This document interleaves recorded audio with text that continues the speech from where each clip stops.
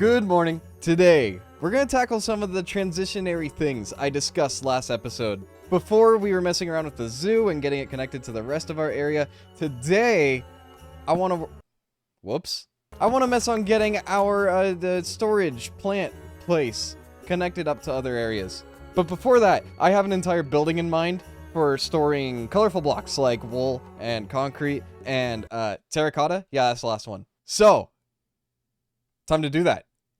Bye.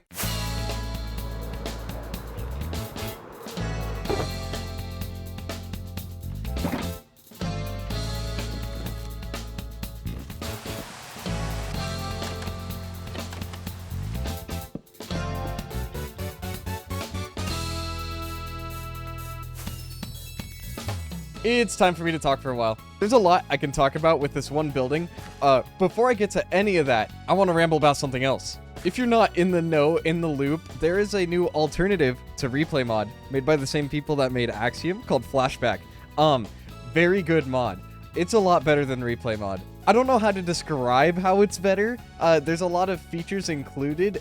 Some were included in this time lapse that I wouldn't be able to do with replay mod. That's besides the point though. Just the efficiency of it. There's a lot of issues with replay mod that you wouldn't get unless you used it. I'm so happy that this new mod exists. And nothing against the dev of replay mod, by the way. Solo dev, I'm pretty sure he does it for free besides like Patreon supporters, whatever. So like, credit to that guy. But Flashback, really good. It gives me a lot of confidence when using replay shots before I'd be like, I don't know if I want to do this or not because I don't want to have to go into a replay file and then have to deal with my computer freezing every 5 seconds and then like, now I can just do things like this. Oh yeah, this whole building is just mirrored on the other side, by the way, so boom! Isn't that just that wonderful? Anyways, rant over. Now I can actually discuss the building itself. First thing I want to talk about, that's pretty apparent, lighting. The big thing I wanted to emphasize when texturing this thing was lighting and being very intentional with the lighting. Now this is a pretty simple trick. It's just getting a gradient of blocks and placing it radially out from a light source. Makes sense. The corners would get darker, you know, so you got that. Even up here, I used black terracotta instead of like a dark oak wood because I wanted that to be really dark, really recessed. But also using it in the strip logs and the trap doors. It's hard to notice, but like that's an oak trapdoor instead of a spruce one. It's sometimes subtle and sometimes not so subtle changes in light to emphasize this.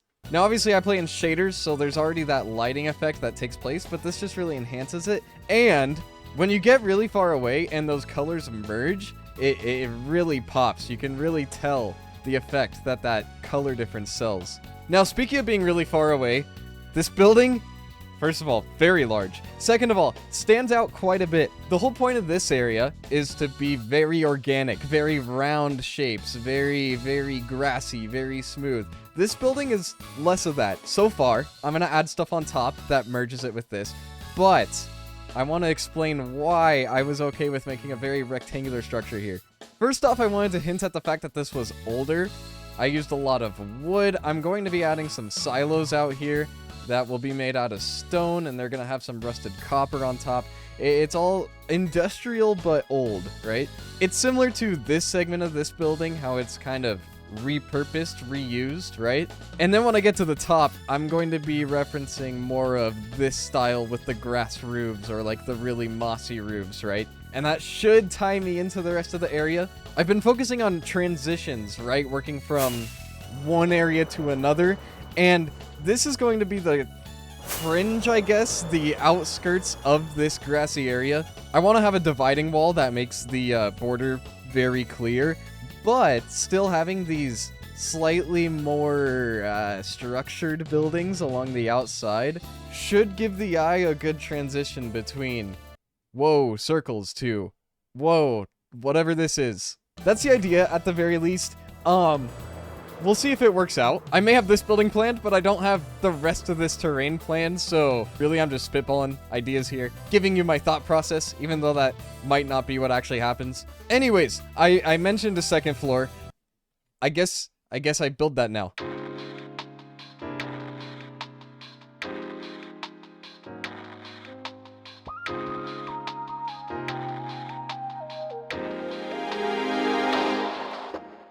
You see? I told you I'd get the big blocks to fit in, kinda.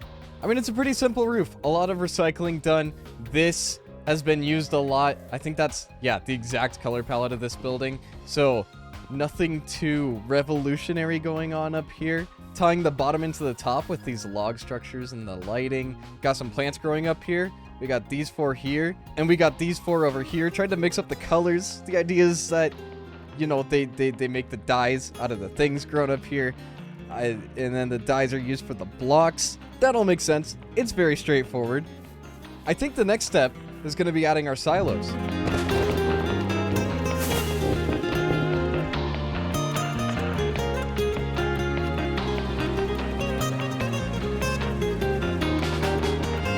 And those really pull everything together. I'm really happy with how I executed these things and how they blend into the terrain. I've wanted to do this color splashing on the side of the silos thing for a while now. I've had ideas for this place for a while, and I've just never done it. It's gonna be another Breath of the Wild inspiration. I know, I do it all the time. But I'm thinking of the dye shop in Hatima Village. That's the kind of thing I was thinking of. It's funny, looking back at reference images for that, it's not at all what I remember. It's kind of just 3 vials, but they're like kind of big. I don't know where I got the mental image in my head that there was like big pots of dye, but that's what I was thinking of with this. But of course it's more industrial, so it's silos instead of big vats or pots or whatever. I really like this copper work on the back. Got the lights down there and then this beam thing. But yeah, these silos may have gotten me a little carried away. I ended up adding a little path back here and this path coming out, and I redid a lot of the terrain around here and down here and working on over here, although it doesn't look great yet. The reason I haven't finished this is because I don't know what's going to be going on over here yet, and that kind of matters for this space, so holding off on that. But speaking of over here, I think it's time that we start working on this transition. Unfortunately, there's a village in the way.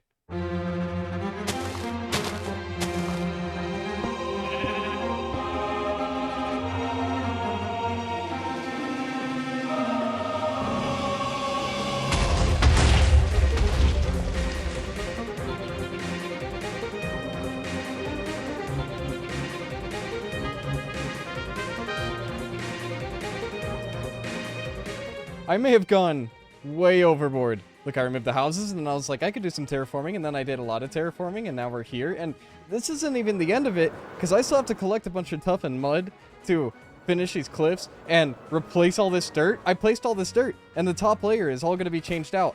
I'm going to do that now, but, like,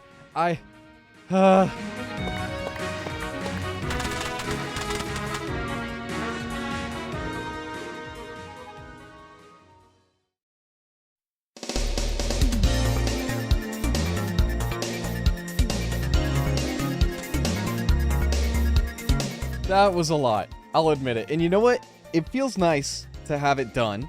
I will say, though, there's a reason I normally don't do this much terrain all at once. There's a lot of people out there that would be able to do all this, and it'd be fine, and they'd probably even connect all this, or do whatever. I was going a little bit insane. This is as far as this area is going to get in this episode. There's the, what is this called? Coarse dirt? Yeah, there's that, and all the foliage. Don't feel like doing that right now. And I think you can understand why. But what I'm really happy about, first thing, is that we have a barrier figured out between the 2 areas. I didn't think a wall the whole way made sense. I wanted to figure out some kind of a natural barrier. The problem is I already have rivers sectioning off places, like this one over here. I didn't just want to do that again. So, if I didn't have the choice to go down, then I could go up. And I think a cliff like this does a good enough job. I do need to add mud once in a while, like in spots like that, so it's not just a straight line, but it'll get refined later on. And of course, seeing all of this seeing all the terrain I've messed with, seeing how much land I've developed at this point, it gives me a lot of ideas. It's a very nice blank slate to have. I felt a little stuck when it came to transitioning this area, especially because of the factory. The factory being across the river over here is just so... It's been weird to deal with. But I have a plan going forward. I just...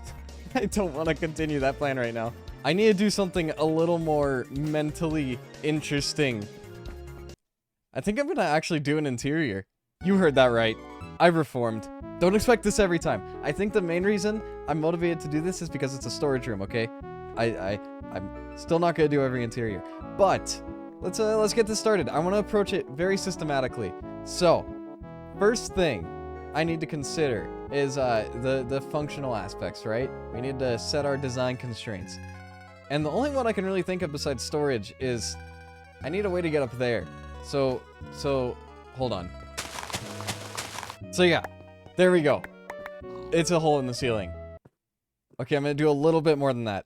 I also want to add one of the wind chargey thingies. I don't know how many wind charges is overkill. I assume 4 is way overkill for this space, based on what I've seen. But I want it to be symmetrical. So I'm gonna have 4 dispensers, but I'm not gonna load all of them, I think. How does just one of these feel? Okay, not good enough. How about 2? That is perfect. Okay, 2 is all we need. So now if I ever want to go up, I just go to the center. Boom! Look at that. It's perfect. Now, I think we lay out where I want things going. I do actually want to build some walls up in here. As for what's going to be stored, I think beginning of the video, I said terracotta and concrete and glass. I'm not including glass because I want that to be a separate building.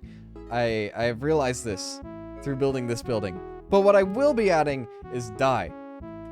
I don't know how I forgot that. So I need to section this place off into 3. And it doesn't have to be even, but 3 somehow. I think that'll end up being good. I can have terracotta in one section, I can have dyes in the middle, and then I can have concrete over here.